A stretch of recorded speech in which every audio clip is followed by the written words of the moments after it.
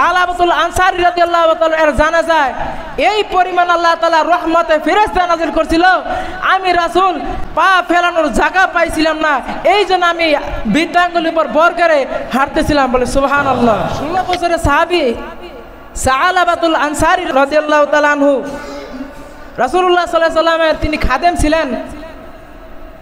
রাসূল সাল্লাল্লাহু আলাইহি সাল্লাম সাহাবীদেরকে মাঝে মাঝে কাজ দিতেন, তাদের কাজ শেখানোর জন্যে।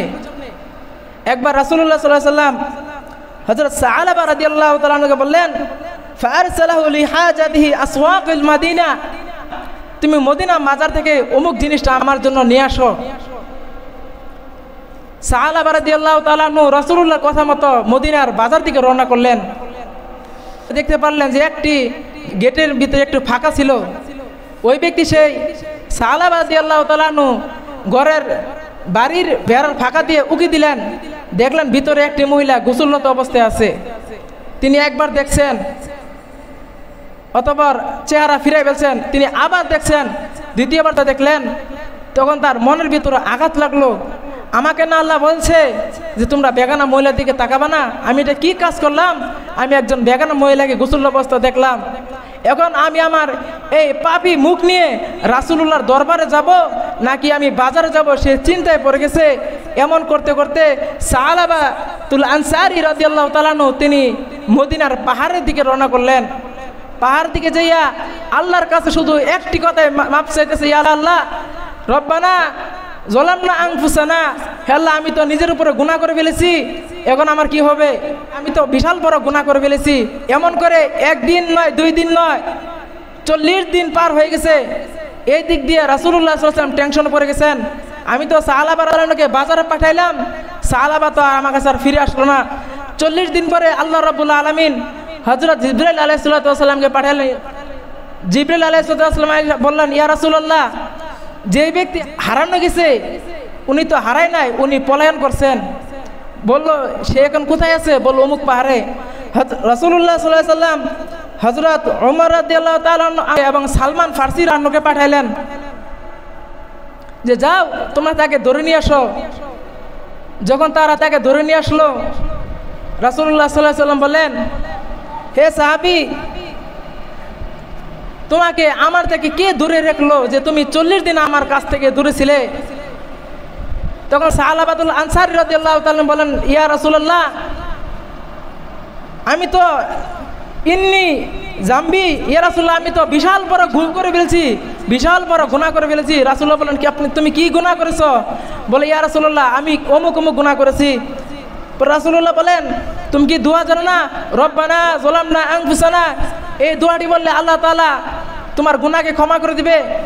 সালাবাতুল আনসারী রাদিয়াল্লাহু তাআলা বলল, ইয়া রাসূলুল্লাহ, আমার কাছে মনে হইল আমার গুনাহটা আল্লাহর আয়াতের চেয়ে বড় হয়ে গেছে। সবাই সুবহানাল্লাহ। রাসূলুল্লাহ সাল্লাল্লাহু আলাইহি ওয়াসাল্লাম এই কথা শোনার সঙ্গে সঙ্গে চেহারা মুবারক লাল বর্ণ হয়ে গেল। বলে, হে সালাবা, ওয়া কালামুল্লাহি আকবার, আল্লাহ তাআলা কালাম হচ্ছে বড়, তোমার গুনাহ হচ্ছে ছোট। আমাদের গুনাহ যদি আপনার একটি বালতি পরিমাণ থাকে, মনে করা লাগবে আল্লাহ তাআলার রহমত হচ্ছে একটি পুকুর পরিমাণ। আমাদের গুনাহ যদি একটি পুকুর পরিমাণ হয়ে থাকে, মনে করতে হবে আল্লাহ তাআলার রহমত হচ্ছে নদী পরিমাণ। যদি আমাদের গুনাহগুলো নদী পরিমাণ হয়ে যায়, রাসূলুল্লাহ বলেন আল্লাহ তাআলার রহমত হলো সমুদ্রের পানি পরিমাণ। সবাই সুবহানাল্লাহ। অতঃপর রাসূলুল্লাহ সাল্লাল্লাহু আলাইহি ওয়াসাল্লাম সালাবাতুল আনসারীকে তওবা করিয়ে বাড়িতে রওনা করে দিলেন। আপনাদের মনে আছে সালাবাতুল আনসারী রাদিয়াল্লাহু তাআলা কয়দিন পাহাড়ের ভিতরে ছিলেন? 40 দিন। কয়দিন? 40 দিন। 40 দিন পাহাড়ে থাকার পরে তিনি সেখানে কোনো কিছু খান নাই, শুধু গাছের আপনার ডগা পাতা ইত্যাদি খেয়েছিলেন। এমত অবস্থায় তার শরীরে অসুস্থ হয়ে গেল। রাসূলুল্লাহ সাল্লাল্লাহু আলাইহি ওয়াসাল্লাম সালাবাতুল আনসারী রাদিয়াল্লাহু এর বাড়িতে গেলেন। বাড়িতে যাওয়ার পরে সালাবাতুল আনসারী রাদিয়াল্লাহু তার মাথাকে রাসূলুল্লাহ সাল্লাল্লাহু আলাইহি ওয়াসাল্লামের মুবারকের উপর রাখলেন এবং তার সুস্থতার জন্য দোয়া করলেন। কদিন পরে রাসূলুল্লাহ সাল্লাল্লাহু আলাইহি ওয়াসাল্লামের কাছে সংবাদ আসলো, ইয়া রাসূলুল্লাহ, সালাবাতুল আনসারী রাদিয়াল্লাহু তাআলা আল্লাহর ডাকে চলে গেছেন। রাসূলুল্লাহ বললেন, হে আমার সাহাবীরা, তোমরা সাহাবার জানাজার ব্যবস্থা করো, আমি রাসূল নিজে তার জানাজা করবো। সুবহানাল্লাহ। রাসূলুল্লাহ সাল্লাল্লাহু আলাইহি ওয়াসাল্লাম সাহাবীদেরকে নিয়ে রওনা করলেন। রওনা করে যাওয়ার সময় রাসূলুল্লাহ সাল্লাল্লাহু আলাইহি ওয়াসাল্লাম তার প্রায়ের বৃদ্ধাঙ্গুলির উপর ভর করে হাঁটতেছেন। উমর রাদিয়াল্লাহু আনহু, সালমান ফারসি রাদিয়াল্লাহু তাআলা সহ বড় বড় সাহাবা একরাম জিজ্ঞাসা করলেন, ইয়া রাসূলুল্লাহ, আপনি তো কখনো বৃদ্ধাঙ্গুলির উপর ভর করে হাঁটেন না, আজকে আপনি এমন করতেছেন কেন? রাসূলুল্লাহ বললেন, হে আমার সাহাবীরা রে, সালাবাতুল আনসারী রাদিয়াল্লাহু তাআলা এর জানাজায় এই পরিমাণ আল্লাহ তাআলা রহমতে ফেরেশতা নাযিল করছিল, আমি রাসূল পা ফেলানোর জায়গা পাইছিলাম না, এই জন্য আমি বৃদ্ধাঙ্গুলির উপর ভর করে হাঁটতেছিলাম। বলে সুবহানাল্লাহ।